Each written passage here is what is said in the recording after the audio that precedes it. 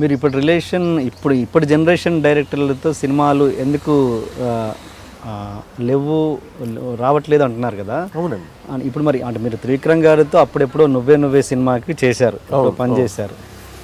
మరి ఆయన తర్వాత మిమ్మల్ని ఎందుకు కంటిన్యూ చేయలేదు? మరి ఇప్పుడు ఏంటంటే చిన్న ఒక స్మాల్ క్లాషెస్ జరుగుతూ ఉంటాయి ప్రతి సినిమాకి. ఒక డైరెక్టర్కి, మ్యూజిక్ డైరెక్టర్కి క్లాష్ ఇన్ ద సెన్స్ ఏదో టైమింగ్లో మిస్ అవ్వటము, తను అనుకుంది తనకు టైంకి నేను రాకపోవడం, లేకపోతే నేను చేసిన దాంట్లో తనకి ఇష్టం లేదని.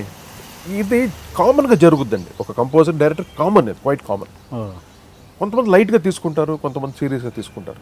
అలాంటిది ఏమైనా జరిగింది? అటువంటిది ఏంటంటే నాకు నువ్వే టైంలో జస్ట్ రికార్డింగ్ టైంలో నేను కంప్లీట్ మా డాటర్ అండ్ ఫాదర్ సీన్లో ఫుల్ బ్యాక్గ్రౌండ్ మ్యూజిక్ నేను చాలా చేంజ్ ఓవర్స్ తోటి చాలా అంటే నా స్టైల్లో నేను కంప్లీట్గా ఫిల్ చేశాను, మొత్తం డ్రమటైజ్ చేసి మ్యూజిక్ని. The scene itself dramatized, full dramatized న్యాచురల్గా. అంటే ఒక తండ్రి కూతురు యొక్క ఎమోషన్ సీన్, చాలా ఇంపార్టెంట్ సీన్ అది. మీకు నువ్వే చూస్తాను. దానికి నేను రికార్డింగ్ ఫుల్గా చేంజ్ ఓవర్స్ తోటి చేశాను అన్నమాట. తను వచ్చి మిక్సింగ్లో వచ్చి ఏం చేశారంటే కొన్ని మ్యూజిక్స్ మూసేసి మధ్యలో ఓపెన్ చేసి మూసి అలాగా, అంటే తనకి తగ్గట్టుగా ఈ డైలాగ్ తర్వాత మ్యూజిక్ తన కాన్సెప్ట్ అలా అనుకున్నాడేమో. అది నాకు ముందు చెప్పుంటే నేను అలా చేసి ఉండేవాడిని. నేను వన్స్ మ్యూజిక్ చేసేసిన తర్వాత దాన్ని ఇది మూసి ఇది తెరవటం వల్ల అది ఏమైందంటే రవికిషోర్ ఫీల్ అయ్యాడు ఆ విషయంలో. రవికిషోర్ గారు ఏంటి ఒక మ్యూజిక్ డైరెక్టర్ కంపోజర్ చేసిన తర్వాత మనం ఎవరు టచ్ చేయడం అది చేయకూడదు కదా, తను ఎంతో ఆ సీన్ని ఎలివేట్ చేయడం కోసం అన్ని చేంజ్ ఓవర్స్ ఇచ్చారు కదా, ఇక్కడ ఇది మూసేసి అది ఓపెన్ చేసి అని హార్డ్గా ఉంటుంది కదా, ముందే చెప్పుంటే తను చేసి ఉండేవాడు కదా అన్నట్టు చిన్న మిస్అండర్స్టాండింగ్. నేను అవును కదా అన్నట్టు నేను అలాగా కట్ చేస్తే అతుకులు బతుకులుగా ఉన్నాయి, మ్యూజిక్ ఫ్లో పోతుంది అనేసి నేను ఫుల్ మ్యూజిక్ ఉంచామన్నాను. అక్కడ తను ఏదో ఫీలింగ్ ఏదో వచ్చి ఉంటుంది అంతేగా టోటల్గా. ఆ చిన్న విషయంతో నాకు నెక్స్ట్ టైం అనే అనుకోవాలి, ఇంకా లేకపోతే నెక్స్ట్ సినిమా నాకు డెఫినెట్గా ఇవ్వాలి. అంత సక్సెస్ ఇచ్చాను తనకి ఫస్ట్ సినిమా. ఒక డైరెక్టర్కి డెబ్యూ ఫిలిం అంత మంచి మ్యూజిక్ ఇచ్చిన తర్వాత యూ హ్యావ్ టు కంటిన్యూ కదా, రాలేదు.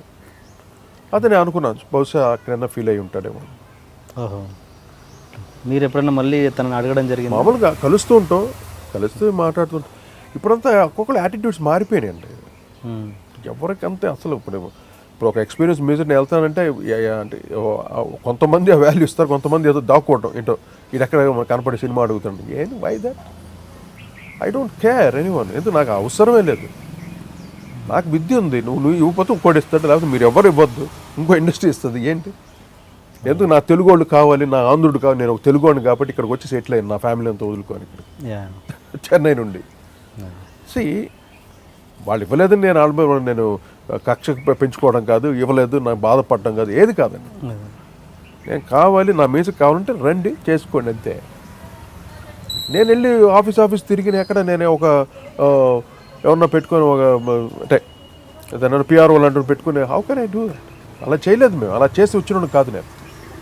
ఓకే, నా సక్సెస్ని చూసి నా మ్యూజిక్ని చూసి వచ్చారు అందరూ, చేశారు. అలాగా నా మ్యూజిక్ కావాలి అని వచ్చిన వాళ్ళకి చేస్తానండి. I'm not outdated, that's what I'm telling. I'm not outdated, I'm still దీంట్లో ఉన్నాను. ఇప్పుడు అలా నా చిన్న కొడుకు స్టార్ట్ అయ్యాడు మ్యూజిక్ డైరెక్టర్గా. ఇంకా డెఫినెట్గా నెక్స్ట్ జనరేషన్ వచ్చేసింది కాబట్టి ఇంకా నేను అలా ఉండటం ఒక రకంగా తప్పది. వాడికి మళ్ళీ మేక్ అవుద్ది ఎందుకు, let him start. And that's what I'm cool down, shutting down my self. నాకంటూ సినిమా పర్టికులర్ కోటి చేయాలి అని వస్తే చేస్తాను, అంత అవసరం లేదు. ఎందుకు ఇంతసేపు నేను దీని గురించి మాట్లాడుతున్న అవసరం లేదు. నేను సిన్సియర్గా వర్క్ చేశానండి. నా హార్ట్ పెట్టి మొత్తం నా హోల్ సోల్ పెట్టి చేసేవాడిని నేను. ప్రతి సినిమాకి ప్రతి ప్రొడ్యూసర్ బాగుండాలి, ప్రతి సినిమా బాగుండాలి. Music is a very important role. అది ఎవరు ఏమనుకున్నాను, I don't care. Music is the very important role for మన ఫిల్మ్స్కి చెప్తున్నా. సంగీతం అనేది అంత ఇంపార్టెంట్. అలా ఇప్పుడు తోళ్ళు వస్తున్నారు, వాళ్ళతో చేస్తున్నారు, గుడ్, ఇట్స్ గోయింగ్ గుడ్. నాకు వచ్చినప్పుడు నా అవకాశం నా సత్తా నేను చూపిస్తాను అంతే. అది రావాలిగా, వచ్చినప్పుడు చేస్తాను. ఓకే, కొద్దిసేపు ఈ హాట్ టాపిక్స్ పక్కన పెట్టి కొంచెం క్యాజువల్కి వస్తే, మీరు అప్పుడు సినిమా ఈ మ్యూజిక్ ఎప్పుడైతే ఎన్నుకున్నారో మీ లైఫ్లో, అప్పుడు మీరు పెళ్లి చేసుకోవద్దని అనుకున్నారు. అనుకున్నారా, పెళ్లి చేసుకోవద్దని అనుకున్నారా? నేను యాక్చువల్ షిప్లో వస్తున్నానండి సింగపూర్ నుండి.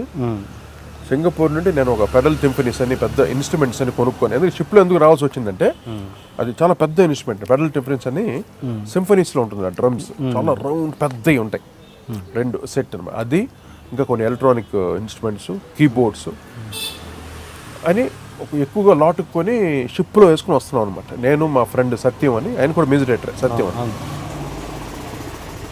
అప్పుడు ఆ ఓషన్లో వస్తూ నా ఫ్రెండ్తో చెప్పాను అనమాట, నేను జీవితం నేను పెళ్లి చేసుకోను, నా జీవితాన్ని మొత్తం సంగీతానికి దారపోస్తాను, ఒక సంగీత సన్యాసిలాగా మొత్తం డెడికేట్ చేస్తాను అని అనుకొని షిప్లో the middle of the sea ఓషన్లో అనుకున్నాం.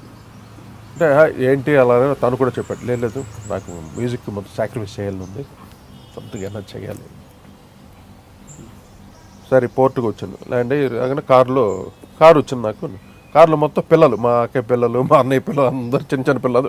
అంటే నేను సింగపూర్ నుండి వస్తున్నాను కదా, వాళ్ళకి అన్నీ ఏమేమి తెస్తాను, బొమ్మలు, ట్రాయల్, వాళ్ళు దీంతో ఆస్తులు అందరూ వచ్చారన్నమాట పోర్టుకి.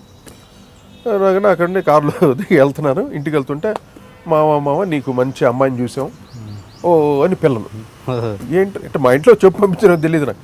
పెళ్ళికి లేదురా, నేను అసలు మొత్తం నేను షిప్లో చెప్పు ఒట్టేసేసుకున్నాను, నేను నో మ్యారేజ్ అవు అనేసి నేను ఇంటికి వచ్చేసి, అంటే తర్వాత స్టార్ట్ అయింది టాపిక్ ఇంట్లో. ఇలా అమ్మాయిని చూసి వచ్చాము, అందరికి నచ్చింది, నువ్వు ఒకసారి చూసి నువ్వు ఓకే చెప్తే పెళ్ళి అన్న. నాన్నగారు నాకు వద్దు అనుకున్నా, అమ్మకు చెప్పాను నాకు పెళ్ళి వద్దు అమ్మా, నేను మ్యూజిక్ ఊరుకో, మీ నాన్నంతా చేయలేదా మ్యూజిక్, పెద్ద సన్యాసం తీసుకుని చేయాలా మ్యూజిక్ అని అమ్మ తిట్టి, సంబంధం చూసాము చాలా మంచి ఫ్యామిలీ అది అని చెప్పేసరికి అప్పుడు ఇక నెల్లూరు దగ్గర వాకాడు కోట, అది మా అత్తగారు ఊరు అన్నమాట. మా మామయ్య గారు సారంగ మధుసూదన్ రావు గారు అనమాట. ఆయన కాంట్రాక్టరు, ఆయన డాక్టర్. కానీ మీరు ఈ డిసిషన్ కంటే ముందే ఒక ప్రముఖ సింగర్తో వన్ సైడ్ లవ్లో ఉన్నారని. ఏ సింగర్? ఏ సింగర్ తోటి మీకు తెలియదు, నేను చెప్తే బాగుండదులే. బట్ అది లవ్ ఉండేది కరెక్టే, బట్ అక్కడ కుదరకనే అంటే లవ్ ఉండేది కానీ నేను ఎక్స్ప్రెస్ చేయలేదు. అదే వన్ సైడ్ లవ్ అంట, వన్ సైడ్ లవ్. సరే అదన్నీ అయిపోయింది, ఇంకా ఎందుకు అందుకేనా పెళ్లి చేసుకోవద్దు అనుకున్నారు? రీజన్ అన్న తర్వాత నేను షిప్లో వెళ్ళినప్పుడు వస్తున్నప్పుడు అదే అనమాట, ఆ మూడు వేరు. మనకి ఏది ఉండకూడదు, మొత్తం మ్యూజిక్, మొత్తం సన్యాసి అయిపోతాం, మొత్తం మ్యూజిక్ అంటే అంత చూద్దాం అన్నట్టు. తర్వాత మ్యారేజ్ అయిపోయిన తర్వాత ఇంకా అన్ని ఆటోమేటిక్గా అయిపోయింది. లవ్ అనేది జనరల్గా నాకు ఒకసారి చిత్రం మీద కూడా లవ్లో పడిపోయాను. చిత్రాన్ని అసలు ఎంత లవ్లో పడిపోయానంటే, ఒక సాంగ్ పాడింది తను నాది, అది తారక రాముడు సినిమాలో కోపం వస్తే మండుటెండ, ఆ పాట ఎంత గొప్పగా పాడిందంటే, నేను ఏమనుకోని కంపోజ్ చేశానో, నా మనసులో ఏముంది, నా కంప్లీట్ నా సోల్లో ఏముందో అది మొత్తం అక్కడ రిఫ్లెక్ట్ అయింది, కనపడింది. ఇంక ప్రేమలో పడిపోయాను అమ్మాయితో.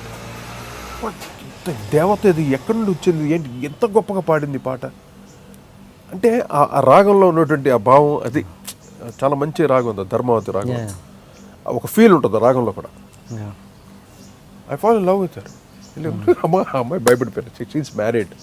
అప్పటికి మ్యారేజ్ అయినా మ్యారేజ్ అయిపోయింది, నాకు మ్యారేజ్ అయిపోయింది. లవ్ అంటే ఎటువంటి లవ్ అంటే, ఆ లవ్ వేరు, చిచి అదే అర్థం. లవ్కి చాలా అర్థాలు ఉంటాయి, ప్రేమకి ఒకే ట్రాక్లో వెళ్ళకూడదు. లవ్ అంటే సో మెనీ ఎఫెక్షన్ ఉంటుంది ఆ లవ్లో, ప్రేమలో ఎంతో. మీరు ఎందుకు మరి ఆ సింగర్తో, నేనన్నా ఆ సింగర్ తోటి ఎక్స్ప్రెస్ చేయలేదా, లేకపోతే ఎలా? ఎందుకు అయిపోయింది అలాగే వదిలేసాం అంతే.